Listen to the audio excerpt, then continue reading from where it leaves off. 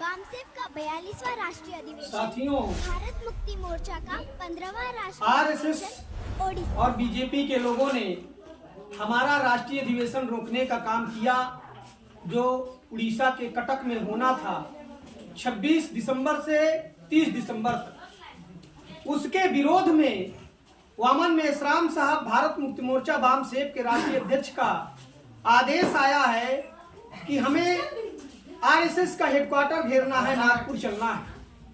उसी बात को ध्यान में रखते हुए आज राष्ट्रीय क्रिश्चियन मोर्चा के बैनर तले हम लोगों ने तैयारी के संदर्भ में बातचीत किए हैं, चर्चा किए हैं। आज ये निष्कर्ष निकला है कि हम कौशाम्बी जिले से कम 150 लोग आरएसएस हेडक्वार्टर के कार्यक्रम में, घेराव के कार्यक्रम में शामिल होने जा रहे हैं। आप सभी साथियों से, भारत देश के मूल निवासियों से निवेदन है कि आप लोग भी साथ सहयोग कीजिए।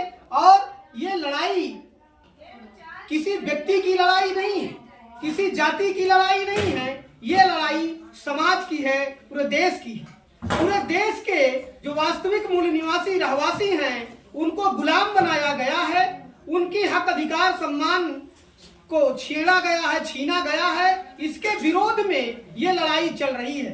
बामसेफ, भारत मुक्ति मोर्चा, राष्ट्रीय मूल निवासी संघ और राष्ट्रीय क्रिश्चियन मोर्चा, राष्ट्रीय पिछड़ा वर्ग मोर्चा, तमाम आपसूट संगठन भारत में वास्तविक रहवासी मूल निवासियों के हक अधिकार सम्मान के लिए, यानी संपूर्ण आजादी के लिए लड़ाई लड़ रहा है। आप सभी साथियों का सहयोग मिला तो ये लड़ाई निश्चित तौर से जीतेंगे।